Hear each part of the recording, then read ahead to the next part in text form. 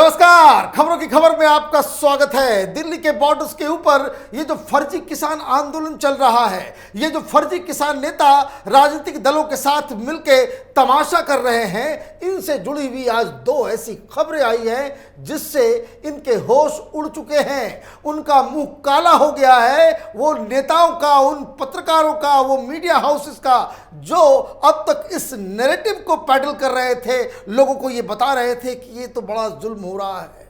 भोले भाले किसानों के ऊपर इनको आतंकवादी कहा जा रहा है, इन्हें खालिस्तानी कहा जा रहा है, इन्हें पाकिस्तानी का दलाल कहा जा रहा है।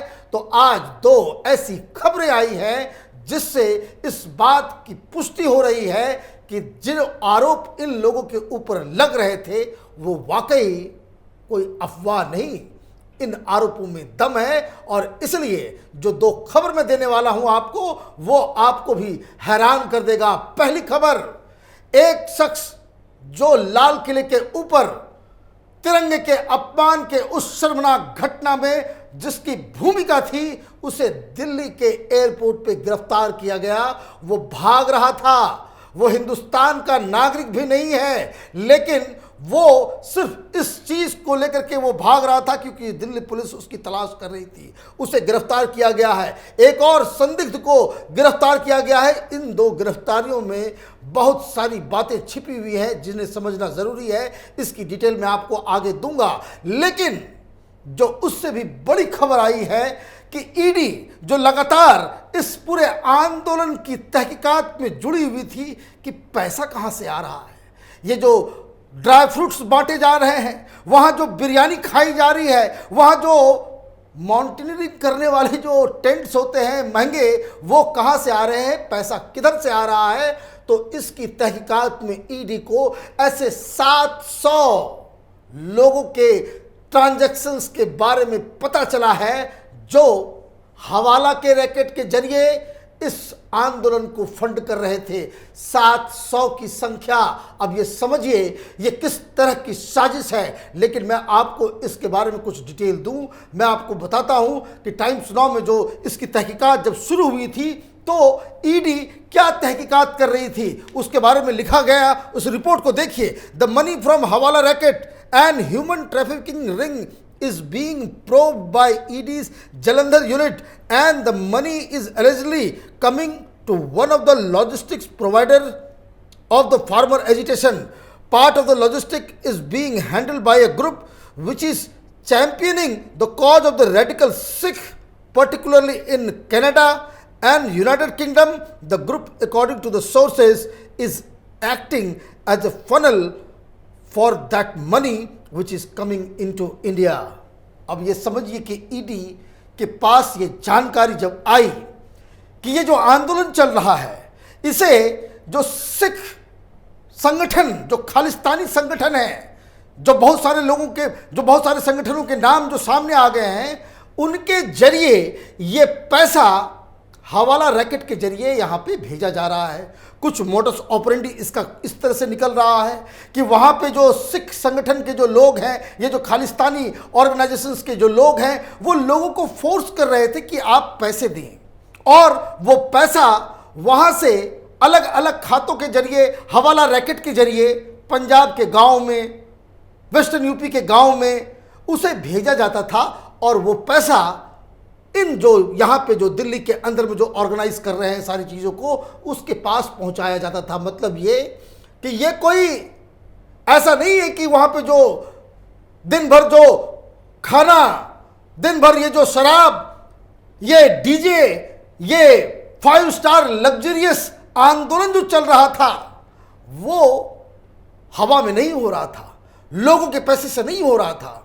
और इसके बारे में जो खबर आ रही है, ये बताया जा रहा है कि इसमें जो पैसे आ रहे थे, ये खालिस्तानी संगठनों के द्वारा वो बाकायदा चैनल करके भेजा जा रहा था। इसमें 2-4 जो हवाला ऑपरेटर्स हैं उनको गिरफ्तार भी किया गया।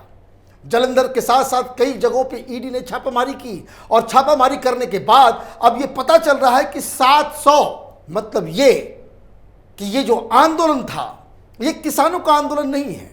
ये किसानों के आंदोलन के नाम पे कुछ विदेशी शक्तियां, खास करके ये खालिस्तानी दलाल, ये जो पाकिस्तान के हैं, ये सारे लोग इस पर प्रपंच रच रहे थे। और मैं आपको बता दूं कि ये खुलासा पहले भी हो चुका है, सरकार की तरफ से, एजेंसियों की तरफ से बताया जा चुका है कि जो बब्बर खालसा नाम का जो संगठन है, जो खालिस्तानी सेंटिमेंट्स को भड़काता है हिंदुस्तान के अंदर, इसे 5-6 करोड़ रुपए आईएसआई के द्वारा भेजा गया।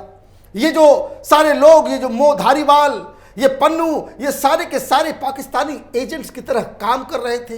ये जो टूल किट का जो मसला आया था, ये तमाम पत्रकार और बहुत सारे लोग जो उस टूल किट के साथ जुड़े हुए थे, इन सब का रिश्ता इन खालिस्तानियों के साथ था। मोह धारीवाल ने तो ये कहा कि वो टूल किट हमने ही बनाया था। तो ये जो कनेक्शन जो पूरा बन रहा है, ये अब दिन के उजाले की तरह साफ है कि ये फर्जी किसान नेताओं, ये संगठनों की औकात में नहीं थी कि आप इतने दिनों तक ये आंदोलन चला सके। उसके लिए रिसोर्सेज चाहिए होता है।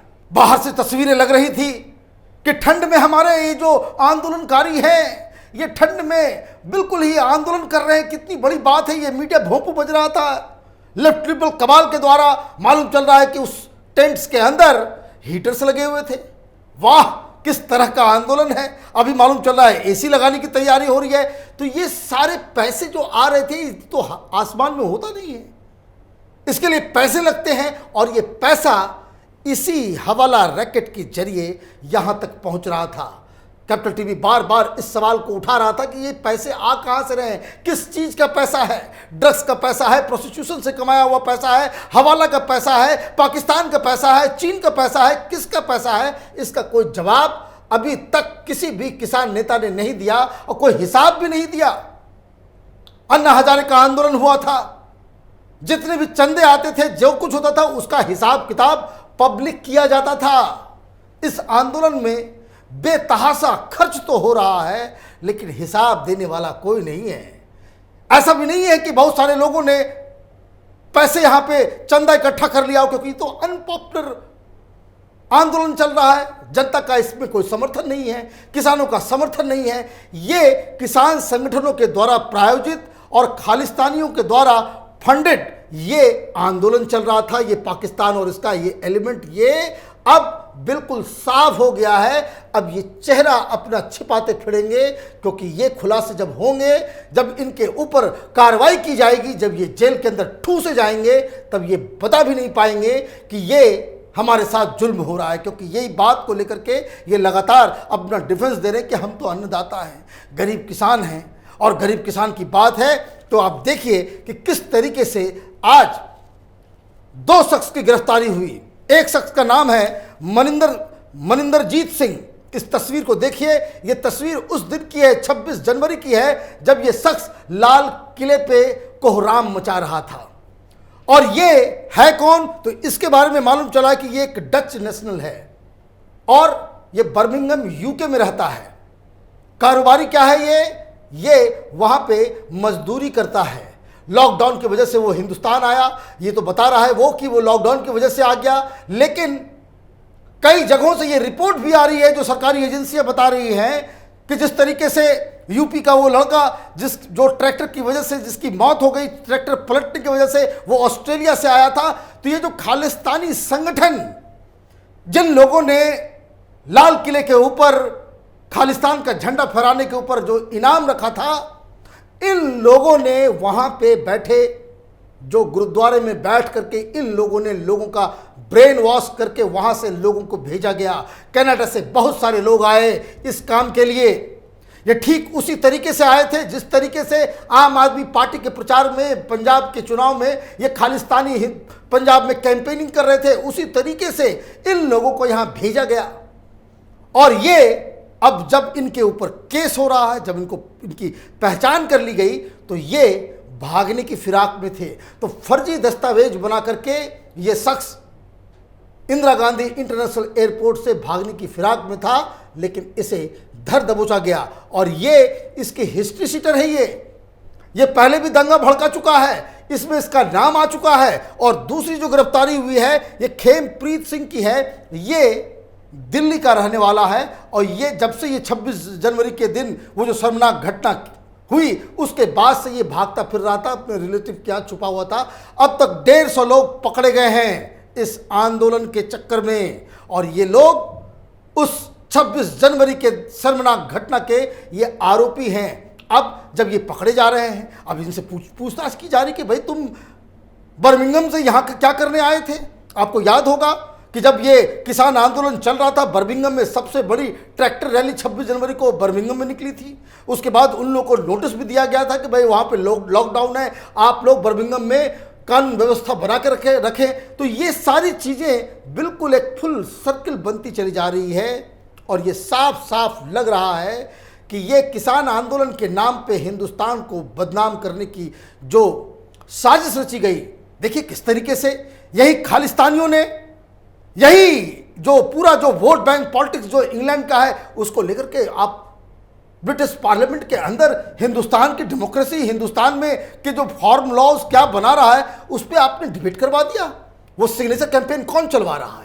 वहां जो ई पिटीशन डाला गया, जिसकी वजह से संसद के अंदर में हिंदुस्तान के इंटरनल मैटर के ऊपर डिस्कशन हो रहा है, इसके पीछे कौन लोग हैं? कोई देशभक्त तो नहीं हो सकता, कोई जो हिंदुस्तान पे गर्व करता है, हिंदुस्तान की डेमोक्रेसी, यहाँ के इंस्टीट्यूशन पे गर्व करता है, वो तो नहीं हो सकता। हिंदुस्तान को बाहर में बदनाम करने की साजिश तो वही रच सकता है जो हिंदुस्तान को तोड़ना चाहता है, जो खालिस्तानियों के साथ है, जो पाकिस्तान के साथ है, जो चीन के साथ है। ये तमाम लोगों के चेहरे अब धीरे धीरे बेनकाब हो रहे हैं।